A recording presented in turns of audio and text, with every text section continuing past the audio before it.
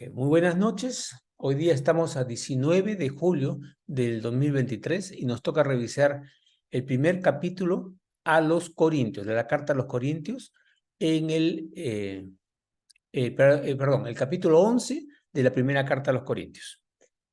Y vamos a usar esta vez la versión Reina Valera 1960. Recordemos siempre, les aviso una y otra vez, los subtítulos que se mencionan, no son originales en las cartas que estaban, han sido agregados después. Y cada capítulo y cada versículo ha sido numerado también después, ¿eh? Para que tengamos, porque a veces pareciera que no hay una relación buena, pero es una carta continua, no es un capítulo. Lo tenemos como capítulo para poder encontrarlo, pero no es un capítulo. Ok. Entonces, Pablo dice acá algo interesantísimo. Sed imitadores de mí, así como yo de Cristo. Acá como dices, imítenme a mí, porque yo soy muy bueno imitando a Cristo, ¿no? En las otras traducciones, el sentido es, imíteme en cuanto yo imito a Cristo. ¿Ok? Y eso es mucho más profundo, porque Pablo va a equivocarse como ser humano. Entonces no lo vamos a imitar en sus errores, vamos a imitarlo en la parte en que ha seguido a Cristo. ¿Cómo ha hecho para seguir a Cristo? Y esa es una cosa importante para cada uno de nosotros, ¿ok? Entonces, imitemos a cualquier hermano cuando está haciendo algo como Cristo lo hacía. Entonces, qué trucos o qué forma ha usado para lograr eso? Imitar a Cristo, ¿ok? Primer versículo. Subtítulo Atavío de las mujeres, que no existe, y empieza ahora un tema un poco, bastante controversial. Dice, primero, os alabo, hermanos, o sea, doy gracias a Dios por ustedes, porque en todo os acordáis de mí. Pablo pasó una época bastante larga y un poco difícil al comienzo en la ciudad de Corinto, y luego cuando estaba en otra parte, eh, le escribió esta carta cuando tenía necesidad. Pablo escribía cartas por dos cosas, para mencionar las cosas positivas y para corregir los errores. Siempre las dos cosas. La carta a los Corintios es más o menos la tercera o cuarta carta que escribió Pablo. Y de ahí pasaron en total unos veintitantos años más vivo Pablo después de esta carta. Y vamos viendo cuando estudiamos cronológicamente las cartas que van cambiando algunos puntos. Lo que enseñaba Pablo en un momento ya no lo enseña al final, sino puede enseñar algo diferente, porque ha aprendido. Conforme nosotros vamos aprendiendo, vamos cambiando, no porque Cristo cambie, no porque el mensaje cambie, sino no lo hemos entendido bien. Entonces, esta es una carta, digamos, de las primeras cartas de Pablo, ¿no? Ok. Os alabo, hermano, porque en todos acordáis de mí y retenéis las instrucciones tal como os las entregué. Está diciendo lo que Dios me dijo que hagáis, las estáis reteniendo y siguiendo. A eso se refiere. Pero quiero que sepáis, acá está hablando ahora, es algo que yo no le había enseñado, ¿sí? Quiero que sepáis que Cristo es la cabeza de todo varón y el varón es la cabeza de la mujer y Dios la cabeza de Cristo. Pregunta, ¿cuándo dijo Jesús eso? Nunca. Esto es una tradición judía, sin la parte de Cristo, ¿ok? Sino la parte del varón y la mujer. Es una tradición judía. Vamos a seguir leyendo, vamos a darse cuenta cómo es tradición y no es exactamente lo que Dios enseñaba. Luego, cuando avanza los años, ya Pablo dice, esto de que el hombre, la mujer, el varón, no hay varón ni hembra en Cristo Jesús, pero eso lo dice muchos años después, ¿ok? Entonces, esto suena muy controversial, pero esa es tradición. Acordémonos, Jesús le dijo a varios fariseos, ustedes por vuestras tradiciones invalidáis la ley de Dios. La tradición corrompe el verdadero sentido de la ley mosaica me refiero, no ley de orden, sino el mensaje y las instrucciones que dio Dios a su pueblo para que estén en buen camino y anden en paz, anden en gozo y anden con todas las bendiciones que Dios quiere darnos como hijos, ¿no? Como su pueblo. Entonces acá está diciendo, quiero que sepáis que Cristo es la cabeza vamos a cambiar ahora, de la iglesia. Cristo es la cabeza de la iglesia. Cuando Pablo enseña sobre el cuerpo de Cristo después, ahí dice, Cristo es la cabeza de la iglesia. ¿Qué cosa es la iglesia? La iglesia no es una institución, no es una denominación, es todas las personas que en un momento de su vida, desde que Cristo resucitó hasta el momento que Cristo regrese, lo recibieron como Señor y Salvador y lo siguieron como su Maestro y Señor. O sea, todos los salvos. La iglesia no es una institución, la iglesia no es una denominación, es todas las personas, hombres y mujeres, que lo recibieron y se convirtieron en hijos de Dios. Ok. Entonces, eso lo enseña después. Pero acá dice que Cristo es la cabeza de todo varón y el varón es la cabeza de la mujer. Y Dios la cabeza de Cristo. Esta parte sí, porque obviamente papá Dios es obviamente el centro, ¿no? Ok. Y acá dice otra cosa que son tradiciones judías también, por eso hay que leerlas con cuidado. Todo varón que ora o profetiza con la cabeza cubierta afrenta su cabeza. Pero qué raro, ¿por qué? Porque tú ves a los judíos que hacían, se ponían como unas coronitas acá, ¿no es cierto? Entonces, ¿a qué se refería con eso? Pero las mujeres se ponían una cubierta mucho mayor. ¿Ya? Y acá está diciendo, todo varón que ora o profetiza con la cabeza cubierta afrenta su cabeza. Pero toda mujer que ora o profetiza con la cabeza descubierta afrenta su cabeza. Porque lo mismo es que si se hubiese rapado.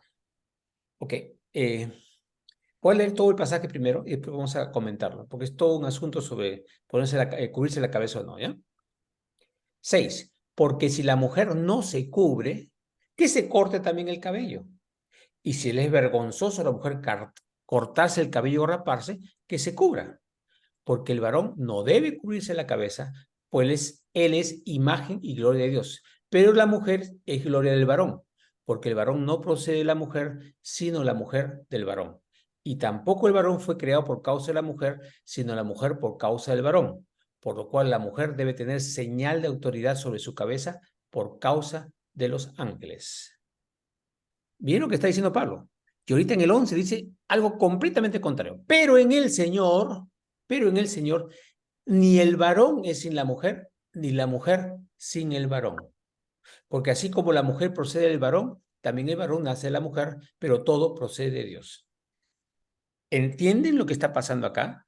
Hay una tradición que el hombre por aquí, que el varón, que no se puede cubrir la casa, y después al final dice, pero en el Señor ni el varón es sin la mujer, ni la mujer es sin el varón.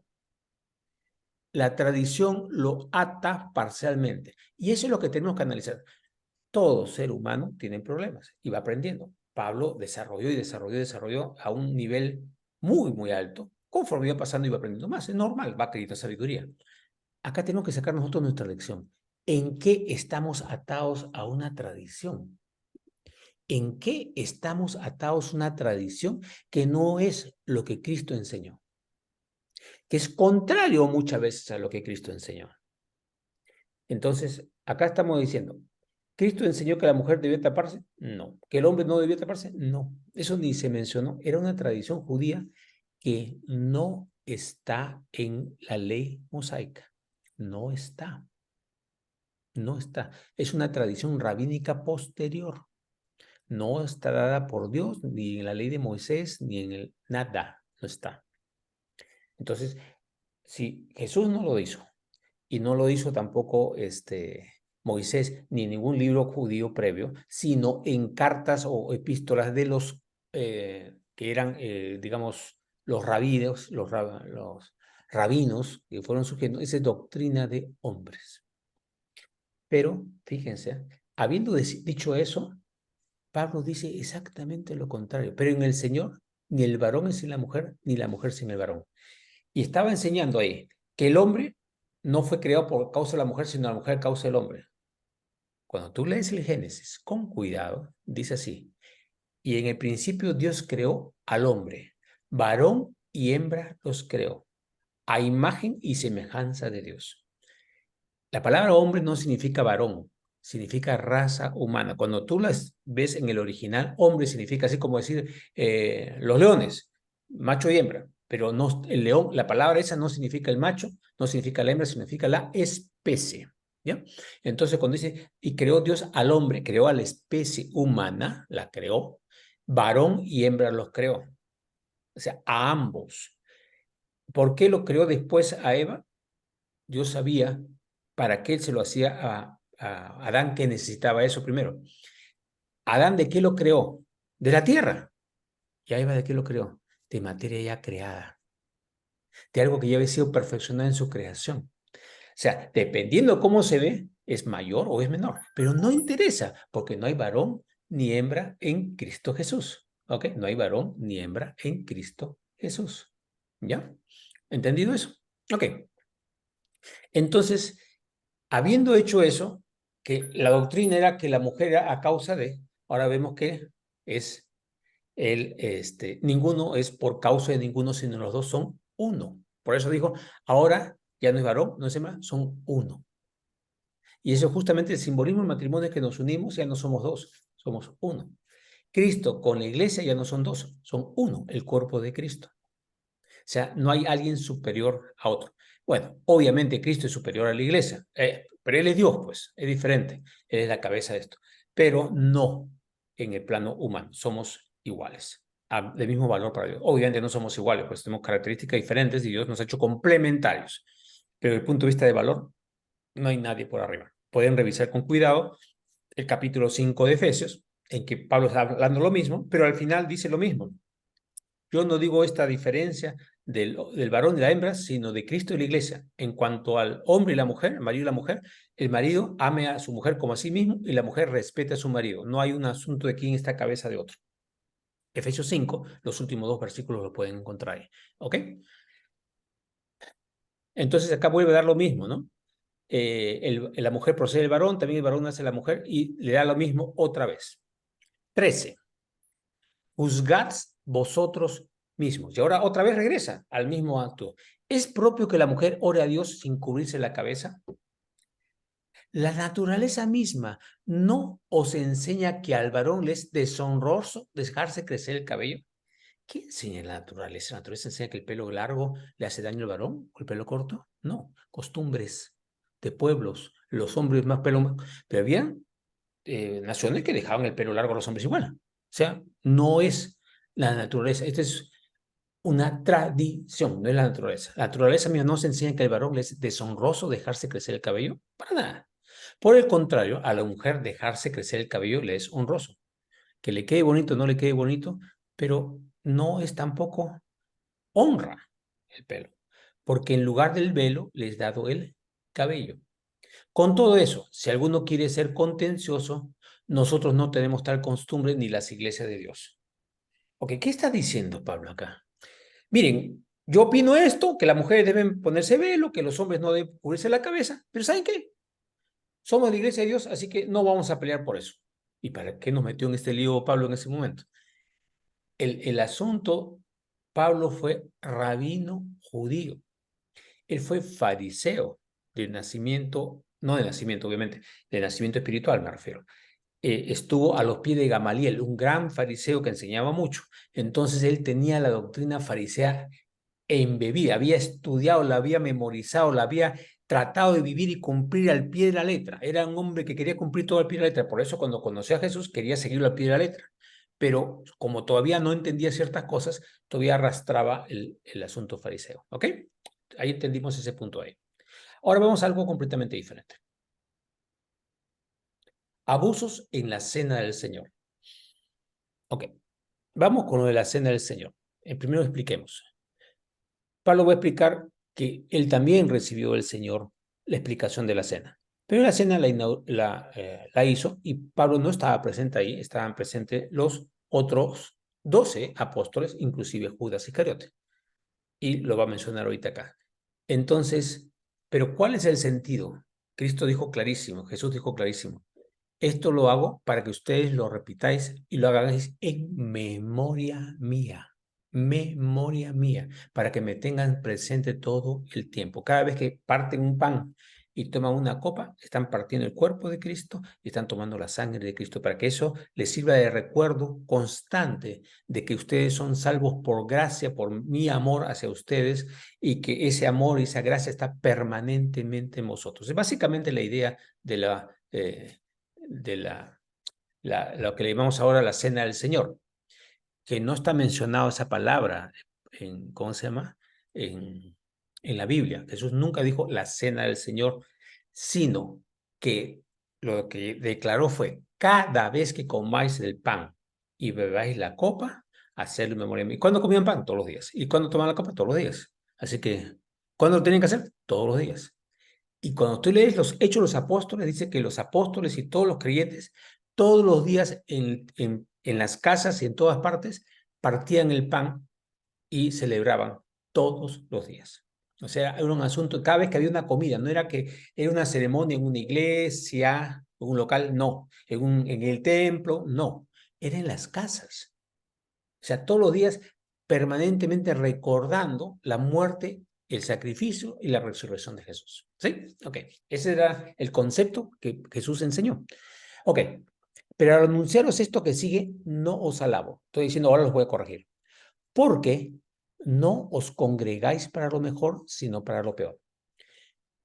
Lo que pasaba es que si tú solamente lo haces en la casa, es un grupito pequeño. Entonces, lo que empezaron a hacer los apóstoles y alguna gente después, ya no era solamente en las casas, sino buscar una casa grande, alguien donde se pudiera reunir más gente.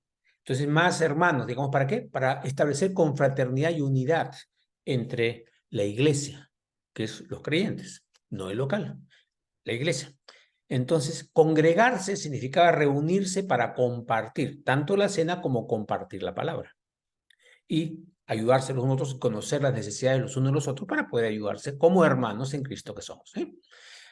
Entonces, dice, no os alabo porque no os congregáis para lo mejor, sino para lo peor. ¿Qué cosa pasó? Hoy te lo explica. Pues, en primer lugar, cuando os reunís como iglesia, no en un local que dicen iglesia, no, como iglesia, en la actitud de iglesia, en la actitud de hijos de Dios y hermanos entre nosotros y herederos y coherederos con Cristo, cuando os reunís como iglesia, oigo que hay entre vosotros divisiones y en parte lo creo. O sea, que hay dificultades y choques y roces, porque es preciso que entre vosotros haya disensiones para que se hagan manifiestos entre vosotros los que son aprobados. Ok, lo que está diciendo es algo muy fuerte. Siempre, siempre, en toda congregación, en todo grupo, inclusive entre nosotros que nos estamos reunidos, va a haber roces y diferencias. El asunto es, esos roces y diferencias nos van a separar. Si nos separan, y nos separan fuerte, que hay algo fuerte en la que no estamos siendo aprobados por Dios. Por eso surge la diferencia. Entonces, cuando hay algo, si lo tratamos desde el comienzo y lo nivelamos tranquilamente, entonces vamos a estar unidos, ¿no? Entonces, para que sean manifiestos entre vosotros los que son aprobados. O sea, si nos pensamos como hermanos, nos reunimos para crecer, para ayudarnos nosotros, y vamos con esa conciencia, vamos a estar aprobados. Aprobados no significa que vamos a ir al cielo y si no hacemos, vamos a ir al infierno. No.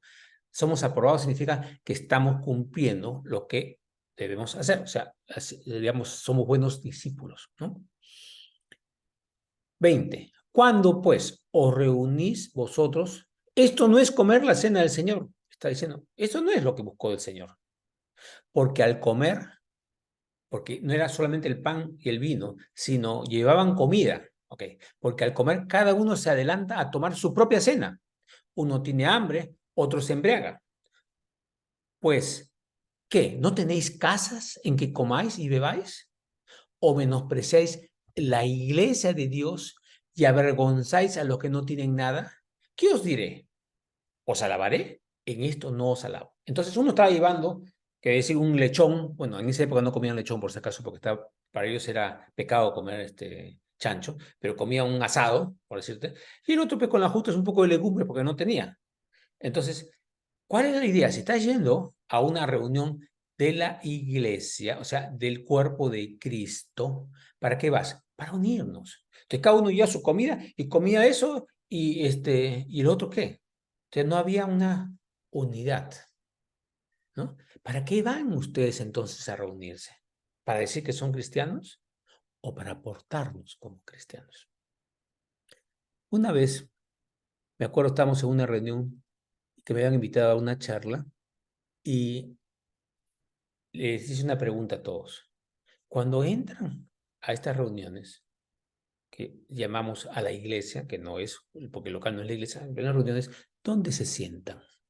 Primera fila, la fila de atrás, en la fila del medio. Ya. Ahora, la pregunta es, ¿dónde se sientan? No es, ¿por qué se sientan ahí? ¿Para qué? ¿Se sientan al final para salir más rápido al final? ¿O se sientan en un sitio porque ahí le gusta más la música? ¿O se sientan adelante para ser notados? Cuando van como iglesia, no se deben sentar para cómo ayudar a los otros hermanos. ¿Dónde me siento para hacer bendición para otros? ¿Sí?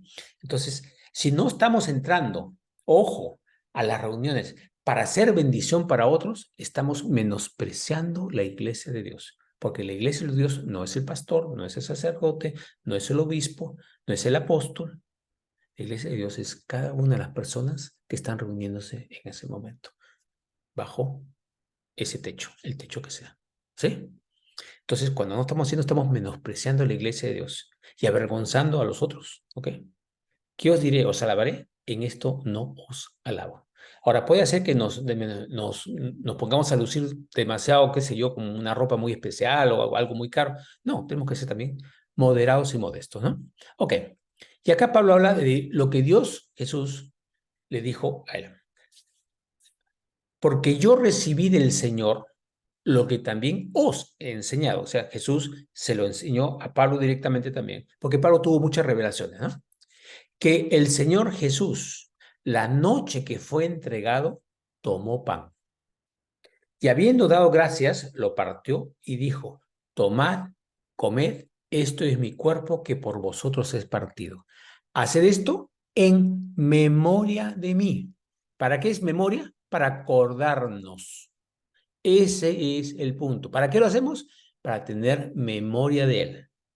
¿Cuándo entra Cristo en nuestra vida, en nuestro corazón? En el momento que lo recibimos como Señor y Salvador.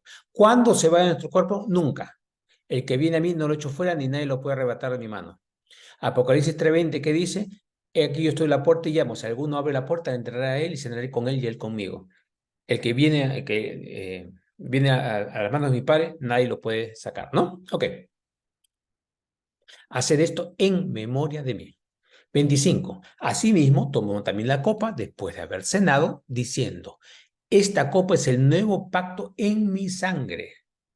Haced esto todas las veces que la bebieres en memoria de mí. ¿Cuál es el nuevo pacto? El antiguo pacto era la circuncisión y cumplir la ley mosaica ahí. Pero el nuevo pacto es, yo ya pagué por ustedes. Si me aceptaron a mí como el Cordero de Dios que quita el pecado del mundo y me toman como su Señor y Salvador y me aceptan para que viva en Él y me siguen, entonces, ¿qué cosas están haciendo? Ese es el nuevo pacto. ¿Y por qué tenemos que hacer esa copa? Para acordarnos constantemente, tenerlo en nuestra memoria permanente, que Cristo dio su vida por nosotros y por medio de su sangre nos libró del castigo. Acuérdense la imagen. En la época que estaban en Egipto, que estaban de esclavos, el día de la Pascua en que Dios les manda matar un cordero, comerlo juntos y tomar el vino, la sangre de ese cordero se ponía en el dintel de la puerta. Y esa sangre venía el ángel que atacó a los egipcios y cuando la casa tenía el dintel con sangre, pasaba y no tocaba a nadie. O sea, como decir es, yo perdoné los pecados de ustedes porque me han seguido, porque han aceptado que yo soy el Cordero para ustedes. Pero ese era el antiguo pacto. Una vez que Cristo murió por nosotros, es el nuevo pacto. Entonces, su sangre, al nosotros aceptarlo como Señor y Salvador, está cubriéndonos, está protegiéndonos, está bendiciéndonos.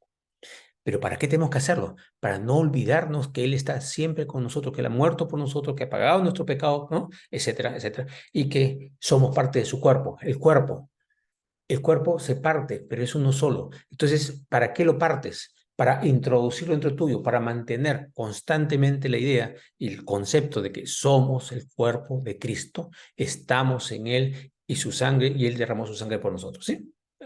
¿Para qué? En memoria de mí, para que no nos olvidemos. Por eso era todos los días. Cada vez que ingiero un alimento, siempre digo, gracias, Señor, aunque no siempre como pan, porque acá no comemos pan todo el tiempo, y ni tomo vino, porque bueno, casi nunca tomo vino, pero cada vez que tomo algo, lo hago, esto es el simbolismo de lo que tú me dijiste, cada vez que como, cada vez que bebo, me acuerdo de tu cuerpo partido por mí y me acuerdo de tu sangre derramada por mí. ¿Sí? Esa es la idea.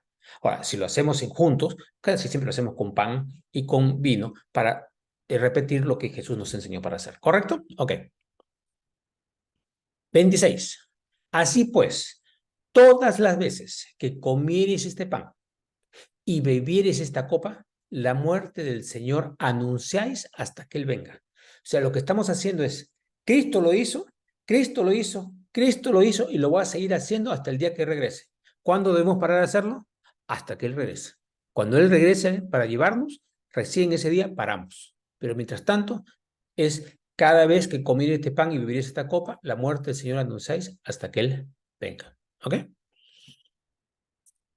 De manera, dice acá, que cualquiera que comiera este pan o bebiera esta copa del Señor indignamente será culpado del cuerpo y de la sangre del Señor. Vamos a aclarar un puntito acá. Todos somos culpables de la muerte del Señor, de que haya derramado su sangre y que haya sufrido por nosotros. ¿Quiénes son los culpables? Todos, porque Él murió por nuestros pecados, por los de cada uno de nosotros. Ok, el asunto es, cuando vamos a una reunión como cuerpo de Cristo y nos portamos indignamente, o sea, no estamos actuando en amor, sino estamos queriendo sobrepasarnos, hacerlos más, no en el amor del Señor, es comer y beber, comer el cuerpo y beber la sangre, la copa del Señor indignamente. Al hacerlo eso, nosotros mismos estamos quitando bendición de nosotros. Porque si nos reunimos como iglesia, nos vamos a reunir para glorificar a Dios, para honrarlo a Él.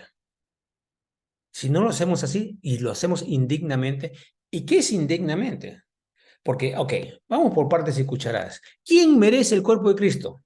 Nadie, como humanos, ¿no? Pero Dios nos lo dio, porque no es por nuestras obras, es por su misericordia, por su gracia. De los 12 apóstoles, ¿a quién le dio Jesús el pan? A los 12. ¿Y a quién se lo puso directamente en la boca él? Se lo mojó y se lo dio en la boca. A Judas Iscariote. Jesús no le negó su pan. Es como hasta el último momento tienes la oportunidad de cambiar. Obviamente no iba a cambiar, pero te doy oportunidades hasta lo último, porque Dios quiere darnos oportunidades para cambiar hasta el último segundo de nuestra vida. ¿Sí? Entonces, Él no le negó ni el pan ni el vino. No se lo negó. Entonces, pero el asunto acá es, se portó indignamente, sí, y eso cosechó cosas para él, cosechó cosas negativas, ¿no? Porque no lo comió en fe, lo comió para hacerse pasar. Entonces, nuevamente es, ¿estoy reunido como cuerpo de Cristo o no estoy como cuerpo de Cristo? No estoy como cuerpo de Cristo, como hermano de todos los que están ahí, estoy comiendo indignamente. Entonces, no estoy actuando en la fe y el amor de Cristo para mí, para la iglesia, que yo soy parte de la iglesia, tú eres parte de la iglesia, ¿ok? Entonces, por tanto, pruébese cada uno a sí mismo y coma así del pan y bebe de la copa. O sea, participe en esa actitud del Espíritu. Porque el que come y bebe indignamente, que es lo que estamos explicando, sin discernir el cuerpo del Señor, juicio come y bebe para sí. Porque si estamos participando, pero solamente para lucirnos, cumplir, estamos actuando bien indignamente. Y eso se acumula en nuestro ser, se acumula como carga negativa. Es pecado. ¿Por qué pecado? Porque estamos fallando el blanco. ¿Cuál es el blanco? Portarnos como hijo de Dios en su iglesia. En su iglesia no es local, otra vez, es como cuerpo. Entonces, si lo estamos haciendo indignamente, estamos acumulando cargas para nosotros, negativas. Juicio come y vive para sí. Por lo cual, dice el 30, hay muchos enfermos y debilitados entre vosotros y muchos duermen. Cuando uno recibe a Cristo, recibe el Espíritu Santo y todo. Pero las bendiciones dependen de nuestra actitud. Si uno guarda rencor hacia alguien y no suelta ese rencor, no, esta persona no la puedo pasar, no se puede pasar, eso condiciona enfermedad. Condiciona enfermedad. Tenemos a Cristo, tenemos su amor en nosotros, pero nosotros nos estamos enfermando. Por eso es el que no discierne el cuerpo de Cristo y el cuerpo lo entienden sin discernir el cuerpo del Señor. ¿Quién es el cuerpo del Señor? Somos todos nosotros, somos el cuerpo de Cristo nosotros. El pan simboliza ese cuerpo. Entonces, cuando no respetamos el cuerpo de Cristo, por más que comamos el pan físico, no estamos respetando lo que realmente significa. Al no respetarlo, ¿qué estamos cargando nosotros? Enfermedad, porque estamos fallando el blanco, estamos pecando. ¿Y el pecado que lleva? juicio, que comemos y bebemos para nosotros. O sea, nosotros nos juzgamos, nosotros nos castigamos, porque nos cortamos la bendición de Dios. Dios no nos castiga por eso, nosotros mismos lo hacemos. ¿Ok? Por lo cual hay muchos enfermos y debilitados entre vosotros y muchos duermen. Duermen significa muerto. ¿Ya? Si pues nos examinásemos a nosotros mismos, no seríamos juzgados. En otras palabras, detecta lo que tienes. Hazte un buen diagnóstico. ¿En qué no estás cumpliendo? ¿En qué estás actuando mal? ¿Para qué? Para parar, para detener esa conducta, para arrepentirnos. Arrepentirnos significa no culpa. Arrepentirse es la palabra metanoia en griego, que significa, si estaba andando aquí, ahora giro y ando 180 grados opuesto. No 360, 180. O sea, si estaba haciendo mal, hago totalmente el bien. Ese es arrepentirse. Arrepentirse no es un sentimiento. Arrepentirse es cambio, metanoia, acción. Ok. Si nos examinásemos a nosotros mismos, no seríamos juzgados. Mas siendo juzgados, ¿por qué? Por nosotros mismos y por otras personas que nos ven, que estamos portándonos mal. O sea, oye, este pata está mal, ¿no? Ok. Somos castigados por el Señor para que no seamos condenados con el mundo. Acá suena como que Dios te va a agarrar a golpes. Y a mí me gusta enseñar algo diferente porque se entiende diferente. Dios está dándonos así bendiciones, pero cuando nosotros no estamos honrando, nos estamos cerrando, entonces no estamos con las manos abiertas para recibir esas bendiciones que a plenitud Él quiere darnos. Porque Él dice ¿quién es el que nos premia y quién es el que nos cuida? Nos cuida el Padre, ¿con qué? Con todas las riquezas que Él tiene, que son inconmensurables. Él nos da, nos da, nos da, pero ¿recibimos nosotros? Ahí está el punto. Nosotros estamos recibiéndolo, nosotros mismos nos estamos juzgando y nosotros mismos estamos cortando ese envío de bendiciones que Dios no quiere mandarlo, lo manda a chorros. No es que quiere, por supuesto que quiere mandarlo, pero no es que se detiene, lo envía a chorros. Pero nosotros tenemos que abrir la puerta para que entre esa bendición. Nuevamente, Apocalipsis 3:20. Yo estoy a la puerta y llamo. Si alguno abre la puerta, yo entraré y cenaré con él y conmigo. Y eso va también con respecto a las bendiciones. Nosotros somos los que cerramos las bendiciones o abrimos las puertas para que las bendiciones entren. ¿El Señor nos prueba? Sí. ¿Nos pasa cosas para que podamos cambiar? Sí, porque nos está entrenando para cosas mayores. Pero no es en el sentido de castigo, es el castigo en el sentido de entrenamiento. Por eso cuando traducen esta palabra en el original, ¿ya? En griego original lo que está hablando es disciplina infantil.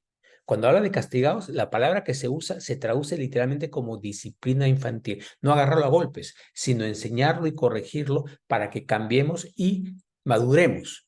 El castigo del Señor no es castigo de agarrarte a golpes para desgraciado. No, no, no, no, no, para nada. Es disciplina infantil. Esa es la palabra mejor traducida, ¿ya? ¿Para qué? Para que no seamos condenados con el mundo. O sea, el mundo no recibe esas bendiciones, recibe algunas, por supuesto, porque Dios siempre da agua, da lluvia, da sol, da, ¿no? Temperatura, pero por otro lado no. Ok. Así que hermanos, cuando os reunís a comer, esperaos unos a otros. Si alguno tuviera hambre, coma en su casa, para que no os reunáis para juicio. Las demás cosas las pondré en orden cuando yo fuere. Ok, Señor, gracias por esta palabra. Bendice, Señor, a todos los que hemos estado reunidos acá en el nombre de Jesús. Amén.